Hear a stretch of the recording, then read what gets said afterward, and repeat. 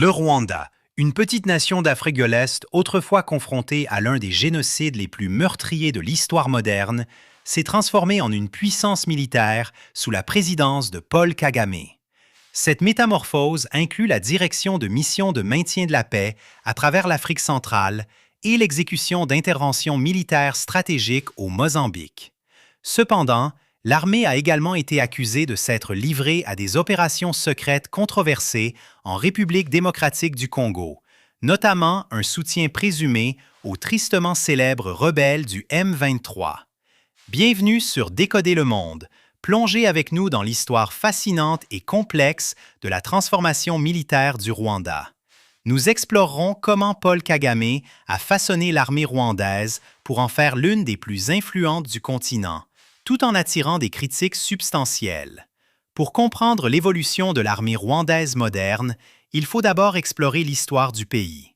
Après avoir obtenu son indépendance, le Rwanda est tombé sous le régime de Grégoire Kayibanda, un ardent nationaliste hutu.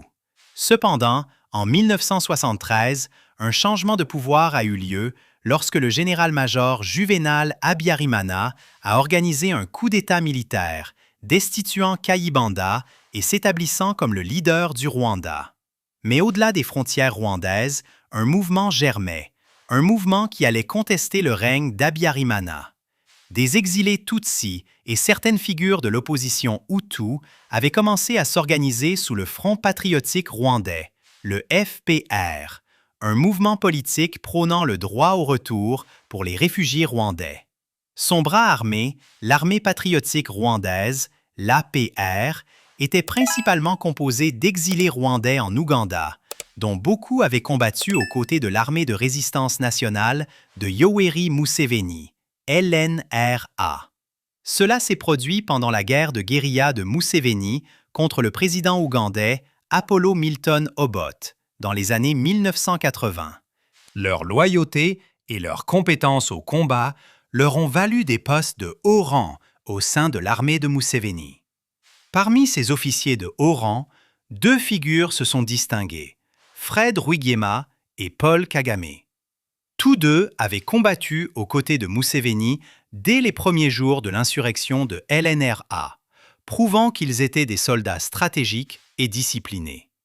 Alors que le climat politique au Rwanda s'aggravait à la fin des années 1980, Rwigema et Kagame ont secrètement commencé à mobiliser les exilés rwandais au sein de l'armée ougandaise, les préparant à ce qui allait devenir l'armée patriotique rwandaise.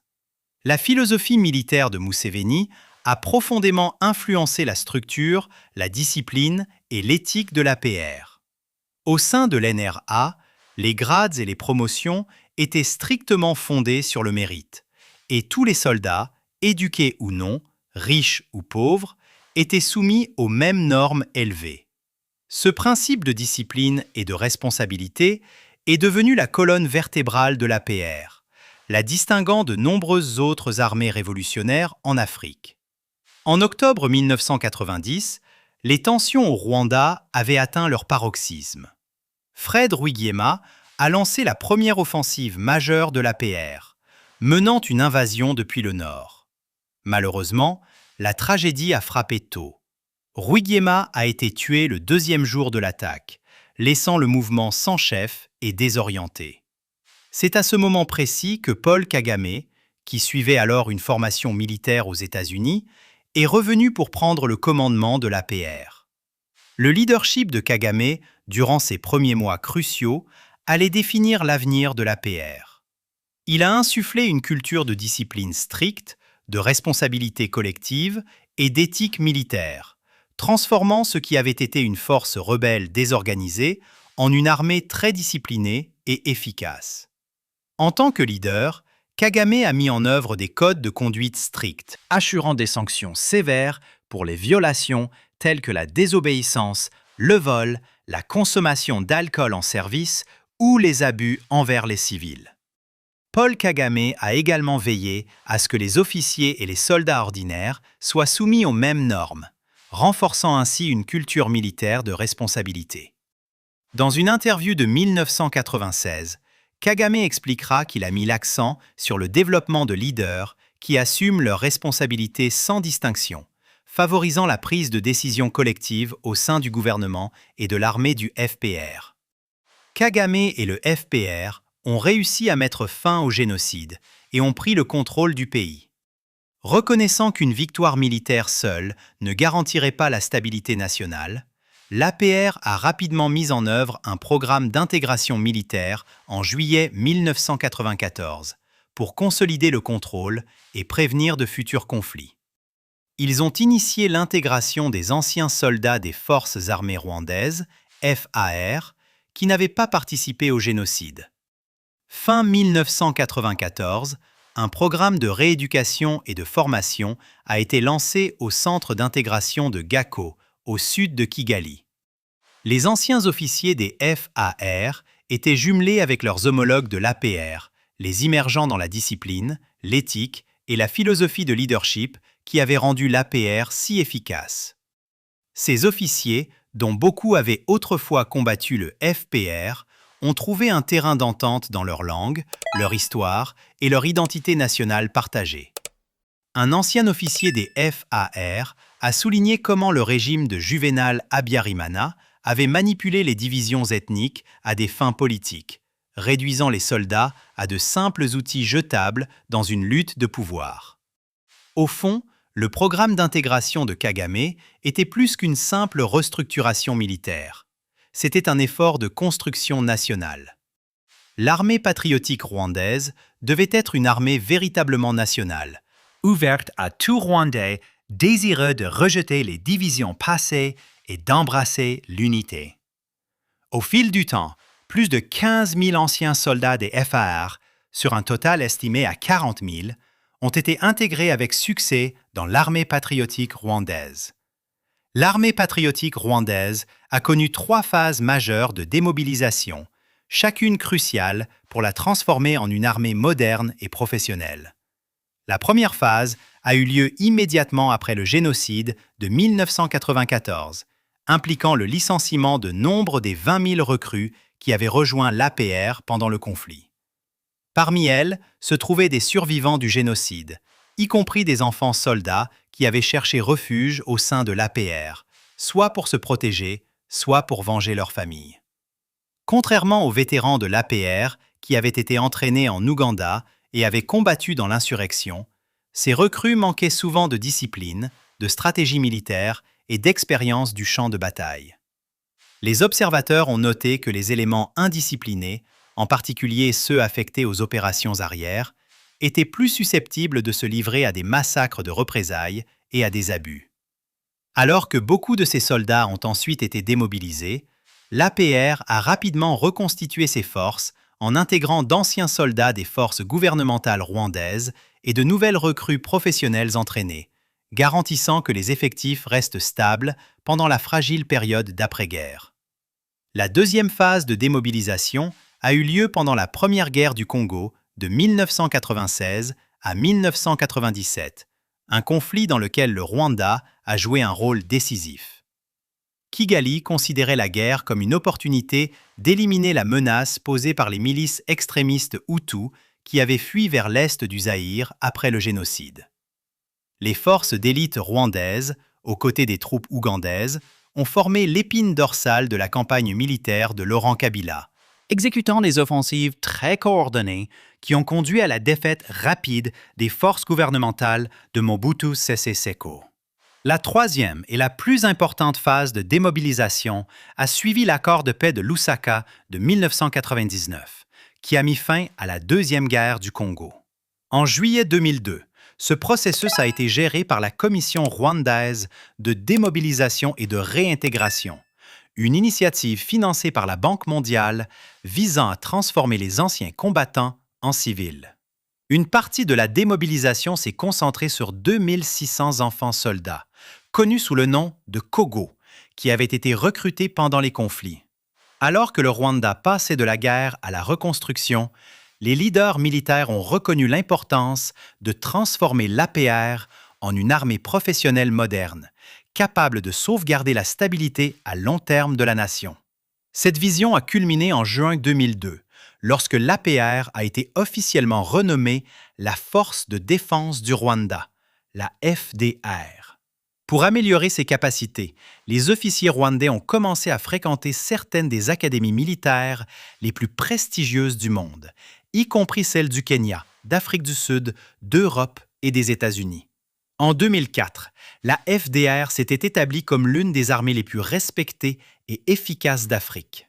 Sous la présidence de Paul Kagame, le Rwanda s'est activement positionné comme un partenaire de sécurité fiable pour les puissances mondiales, telles que les États-Unis et l'Union européenne, renforçant son image de force stabilisatrice sur le continent africain.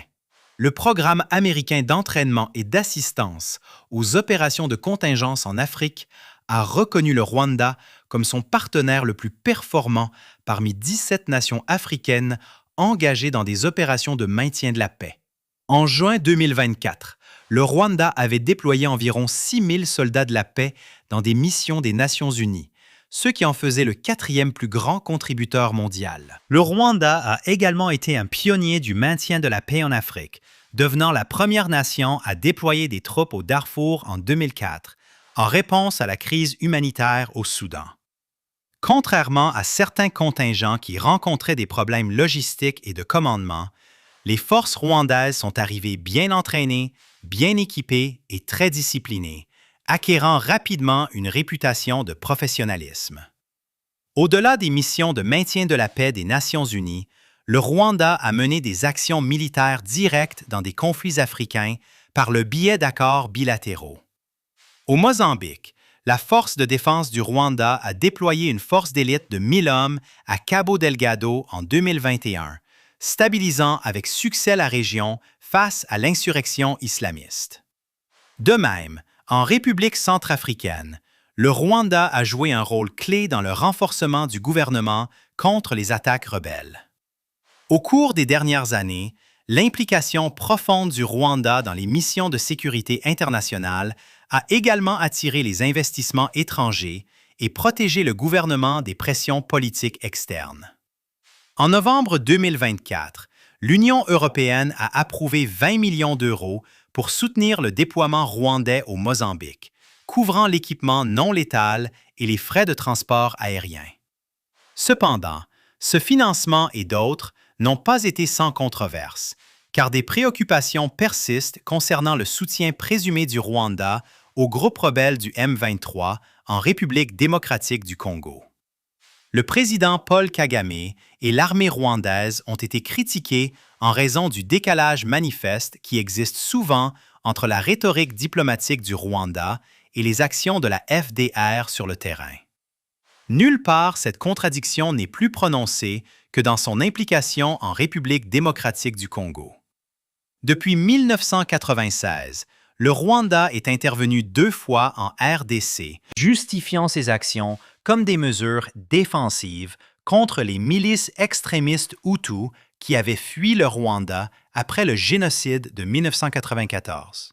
Kigali a constamment présenté ces opérations comme des efforts pour protéger ses frontières et prévenir une résurgence des forces génocidaires. Mais la présence militaire répétée du Rwanda en RDC a souvent alimenté des allégations de violation des droits de l'homme, de crimes de guerre, d'exploitation illégale des ressources et de soutien aux groupes rebelles congolais, tout cela ayant considérablement terni sa réputation internationale. Le gouvernement congolais et les observateurs internationaux ont particulièrement condamné le soutien présumé du Rwanda au groupe rebelle du M23, qui est au cœur du conflit renouvelé dans l'est du Congo.